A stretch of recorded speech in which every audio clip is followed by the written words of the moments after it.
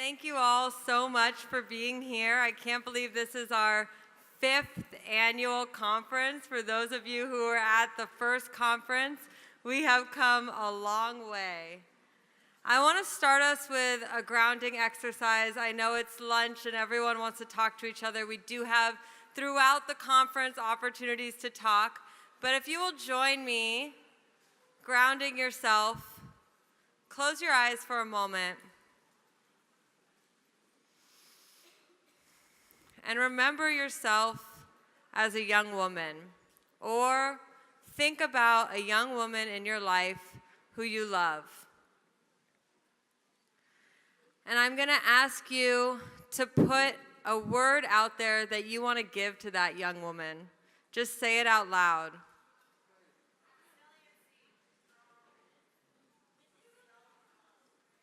Courage.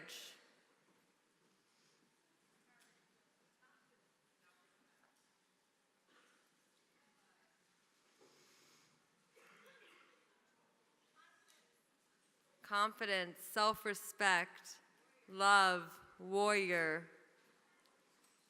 Thank you. Each and every one of you are giving girls every day these gifts. And I feel honored to be in your presence and be a part of this community that's making these wishes possible for so many girls. If there were ever a time to come together as a community, to be united in our shared commitment to building a more equitable tomorrow, a safer and more supportive world for our girls, that time is now. I cannot imagine a more significant moment in our history for us to come together for Alliance for Girls' 5th annual conference, Together We Rise. Thank you again for being here. Our girls need us right now. With a new administration that now allows states to withhold funding from organizations like Planned Parenthood, who provide critical reproductive health services to girls, that has implemented a travel ban that is tearing girls' families apart, and that has proposed today a federal budget that slashes funding to the Department of Education and the Department of Health and Human Services. Girls' futures are on the line. They need us now more than ever. And so we do what so many activists have done before us. We organize. We have struggled before. From Seneca Falls in 1848 to the civil rights movement of the 1960s to the feminist movement of today, to make incremental changes in the fight for women and girls' rights. And despite setbacks, and there have been many, the arc of the moral universe always bends toward justice, in the words of our great Dr. Martin Luther King. We worked together as activists to pass the Civil Rights Act in 1964, including Title VII, protecting women against workplace discrimination, then Title IX, protecting against gender-based discrimination in schools. We've passed the Violence Against Women Act and the Lilly Ledbetter Act. We have given girls and all people the right to choose and the right to marry whom they choose. We have desegregated, we have started the process of desegregation in schools. Women have achieved new heights in our society. And yes, there are setbacks, but we will progress. Progress will and must continue. By leveraging our collective strength, resources, and expertise to equip young women with the tools they will need to bring us into the bright futures we all deserve. This is the power of Alliance for Girls. We are now 170 members strong.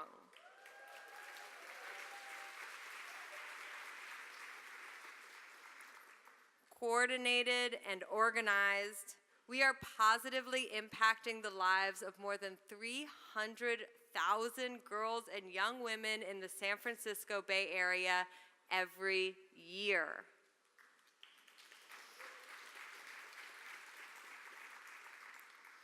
By surrounding girls and young women with people like yourselves, people who value them, who will fight for them, and who teach them to be their best and most authentic selves, we are changing the world. Women who embody the self-love and self-acceptance that their curriculums teach. Organizations that provide girls with critical health services and teach girls to pursue their dreams, never letting anyone else define their dreams for them. We are spaces of deep healing that value the complexity of the human experience and reject any shame associated with imperfection or making mistakes.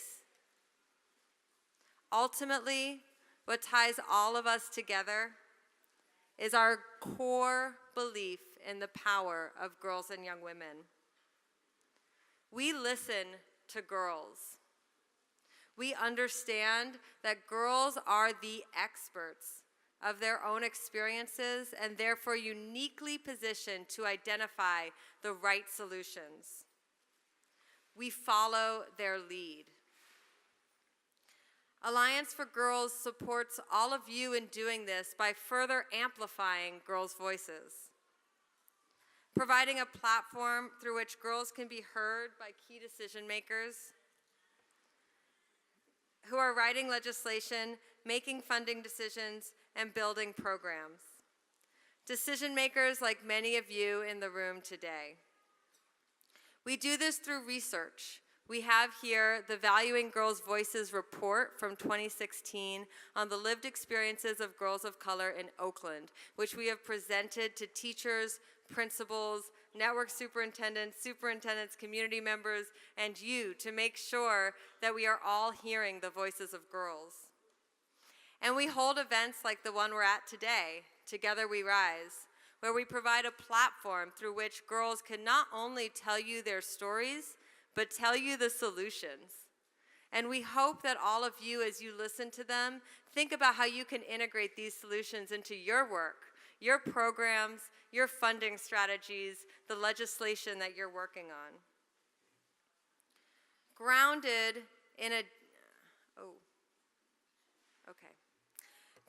in a deep understanding of girls' expressed needs and their recommended solutions, Alliance for Girls develops multidisciplinary approaches to meeting girls' needs. To do this, we leverage the diverse services representing within the Alliance membership. We have within the Alliance membership therapy, legal services, athletics, leadership training, and together, by bringing all of these experts and resources together, we are able to develop a collaborative and holistic approach to meeting girls' expressed needs. In the 2016 Valuing Girls' Voices report that I referenced earlier, we asked girls most marginalized by the Oakland school system what their greatest barriers to success are. Girls spoke to many diverse and dramatic barriers. They spoke to pervasive sexual harassment and assault. Worse still, girls explained to us that when they try to defend themselves against sexual harassment and assault, it is they who are punished. It is they who the teachers notice. Girls told us about implicit and explicit bias experienced from teachers.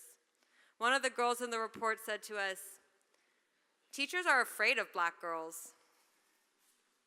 They spoke to lack of resources, lack of safe spaces for just girls, no sex education, not enough mental health services. The barriers girls listed were specific and profound, requiring a multifaceted response to address all of this at once. So Alliance for Girls convened a team of our members.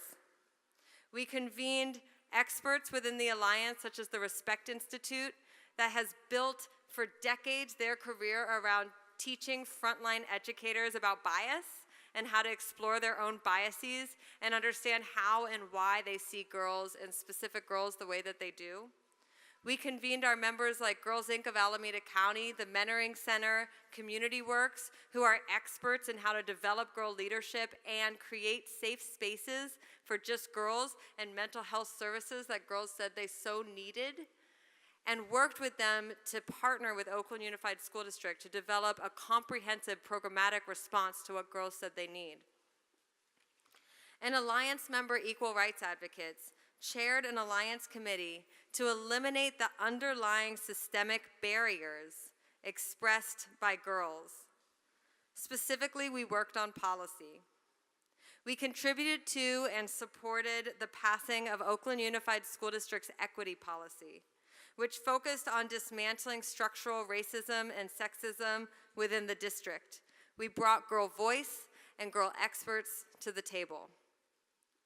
We also worked with the district to co-create a radical and responsive sexual harassment policy that changes sexual harassment from a compliance issue to a central district strategy. Yay!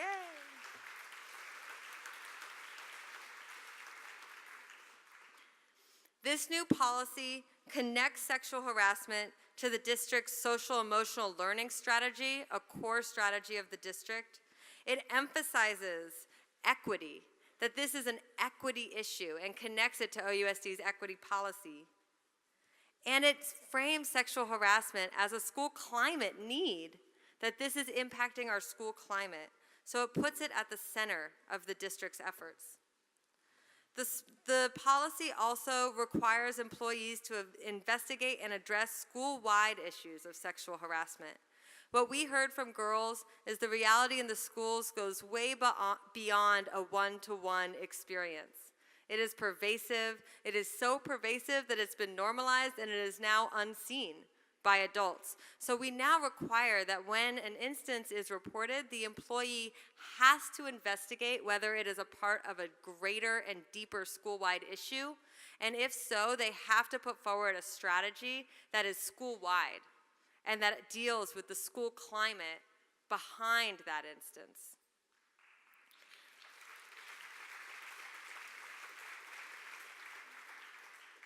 This policy, which will be seen by Oakland Unified School Board tomorrow at 5:30 p.m. at La Escuelita School in Oakland, is also victim-centered. It enables girls to bring support people to their intake meetings, which we know can be a re-traumatizing experience to be forced to tell your story. And if that girl needs to bring a friend with her, that friend has to be excused from class to be able to go with her. Girls have agency throughout the process, are able to input and tell what they want to be seen. All of this was developed in partnership with Alliance for Girls Leadership Team, which you'll hear about more later, and our incredible Alliance for Girls member experts like Equal Rights Advocates, the Mentoring Center, Community Works, Girls Inc. of Alameda County, and many, many more. In a time when we have a president of the United States who bragged on tape about sexually assaulting women and was still elected to the presidency, at least here in the Bay Area, we are sending girls a different message. That they have the right to safety and ownership of their own bodies. That sexual harassment is not okay, and that we will hold people accountable. Together, we are making progress. We are, here in the San Francisco Bay Area, continuing to bend the arc of the moral universe continually toward justice. And this is all possible because of you. Each and every one of you who is making this a reality, listening to girls' voices, participating in collaboration, fighting and advocating for girls. This is all done because of you. And so Alliance for Girls' other key strategy is to invest in you, to give you the tools and the resources that you need to better do your work with girls. And that includes the girls and young women who are working with their peers. It takes a village to make this happen. And so I'm going to close my remarks today with many, many thank yous, because there's always so many people behind everything we see. First and foremost is Kaylin Chow. Is she? Kaylin Chow is right there in the back with the white shirt.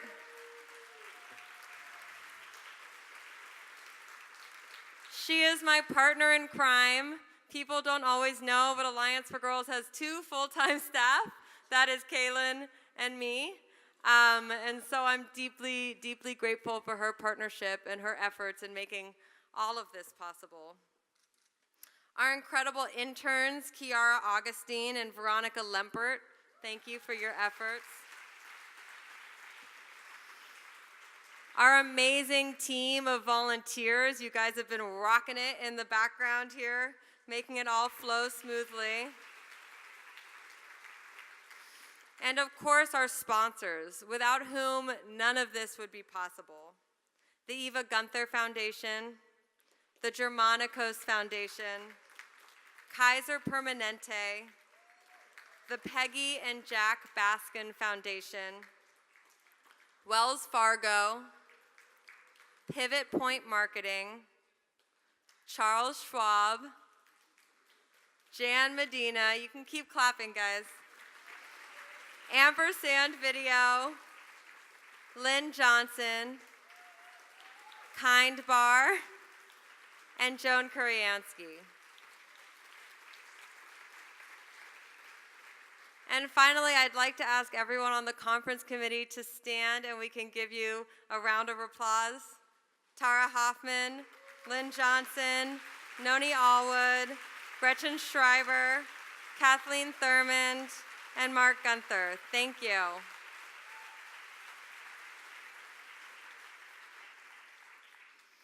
Finally, thank you to all the members of Alliance for Girls who raised your hands earlier. This really is a team effort. This is all possible because you believe in the power of girls, the power of collaboration, and the power of advocacy. And so we do this for you, with you, by you, and we are so grateful for you.